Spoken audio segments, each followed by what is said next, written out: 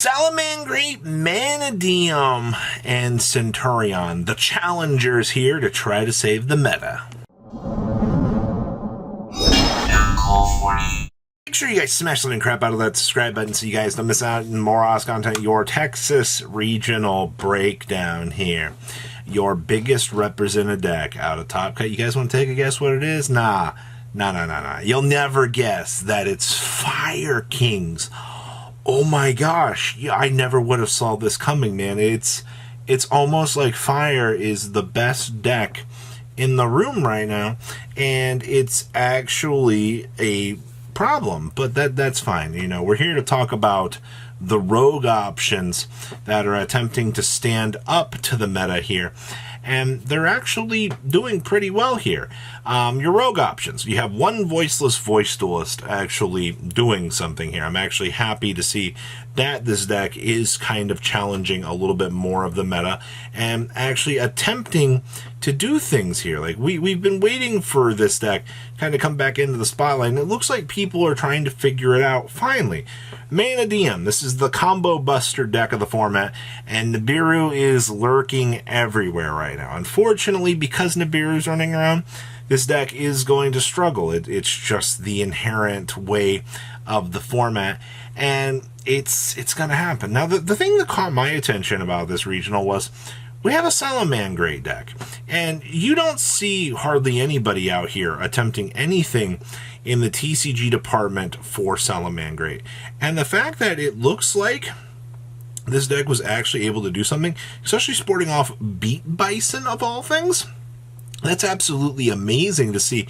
And we actually have a Centurion player stepping on into the arena as well. Finally, King Calamity getting a spotlight out here, showcasing that, yes, while the card is incredibly broken when it needs to be, it can actually count when it needs to. Let's pass on over to those deck lists. All right, our first list here is by far probably your most generic of the Snake Eyes builds out here.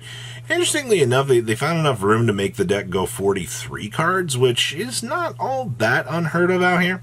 You do see that we do have Circle of the Fire Kings. This has kind of been like the DLC of the deck. You're like, yeah, you know, I need a little bit more of a push to kind of get things going. And this kind of drops on in as a pretty good addition for the deck. Your other, major pushes out here, you have the double talents. I want to make sure you can actually see this card. They went very, very standardly heavy on the hand traps, man. Like the 3 ashes, the triple of this. They actually played triple Kieran. That's actually kind of interesting to see that, you know, they're dumping in full numbers on this just to punish your opponent. Like, I still think Kieran acting as a hand trap is an insane thing to actually have, but this actually does so much work. It's crazy. Next up here, we have our Manadium pile. You know, this is just Vices Turbo, baby. How many different Vices mans can we toggle through out here, jumping through the hooperinos just to make sure, you know, we can get to the big end board down here. And surprisingly, you know, it looks like this deck had enough consistency to at least reach second place. And I think that's kind of worth noting out here, that as you kind of go through this format and you like see, hey, you know, we're toggling on into Dissipator, this is an interesting addition. I have not seen any of these builds. Maybe I'm missing something, or it's been a little while since I've seen some of these builds, but Cheng Ying is an interesting card to actually see in here. I guess it is another option for the toolbox for putting pressure on the opponent. And I also want to give a shout out to Apollosa. This is probably one of the reasons why this deck can actually do well. Just more pressure on the opponent typically does exactly what you need it to do in the long run. All right, cool. What else got back here? Fire. We don't have a side deck, and we also don't have an extra deck. We're missing one down here for this. Okay, so if this truly was able to function without a side deck and missing an extra deck card, I think that this would prove that Fire is just so far ahead of the rest of the meta out here. Like, in terms of power scaling and things, like if you can play down an extra deck card and you can play without a side deck, and you can just do the same basic combo all day and not worry about needing, obviously, things like Anti-Spell Fragrance, these cards that you can play to tend to make your matchups a lot better. I mean, if you don't need those, then clearly, you know, anything is highly capable of doing well out here in the long run. But if fire is truly that far ahead and you're able to just win like that, that's nuts to me. Hey, our Voiceless Voice deck. Okay, so we are... The TCG is really loving this double Saravis in the main deck thing out here. Honestly, the built-in negate on the Saravis is pretty gosh darn good. Like, that's the reason why you value this. Most of these side decks have been playing the Odd Eyes Pendulum Graph. This build obviously is not dedicating the little Odd Eyes, what is it, Wing Dragon? The cute little synchro that ends up being a very, very strong card for some of your matchups. I do like this, though.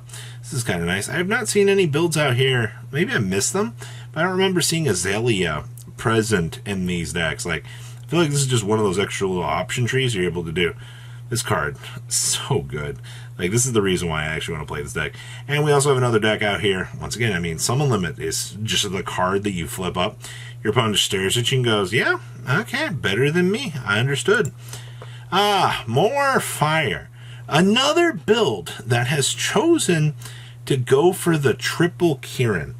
Now, I still think that this is very interesting in the innovation department out here, where you see, you know, the interaction points on the Kirin to make sure that you can get that pop when you actually need it, or else things are going to be kind of rough.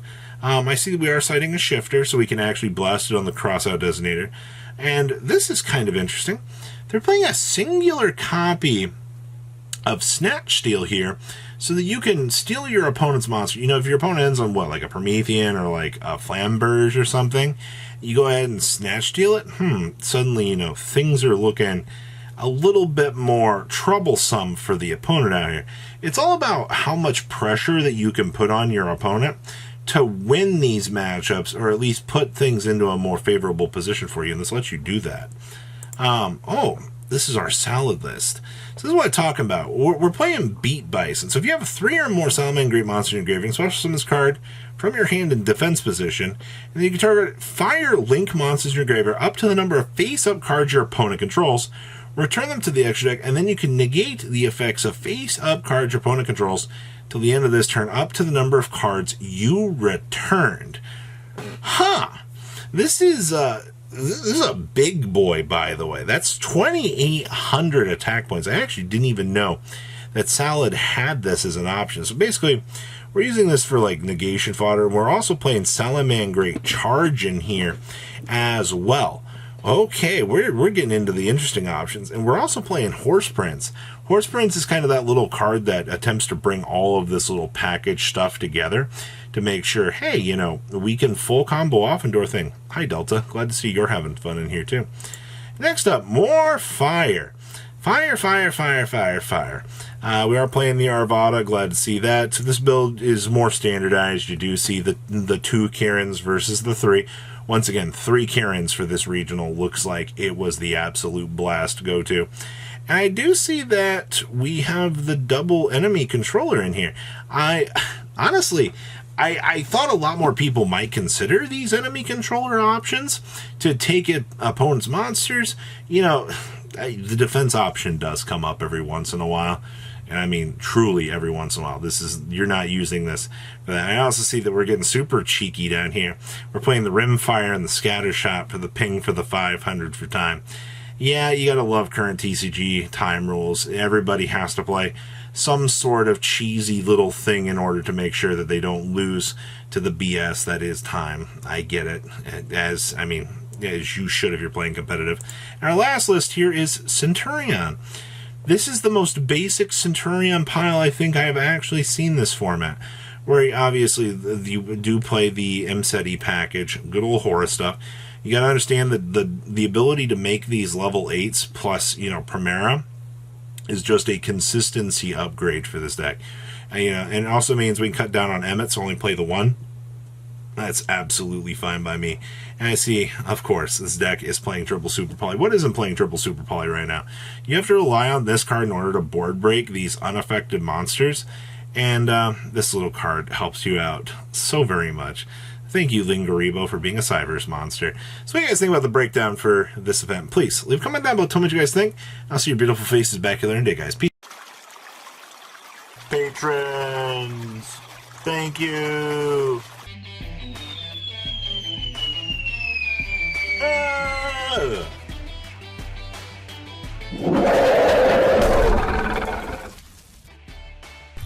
Thank you so much for watching. Check out these other videos.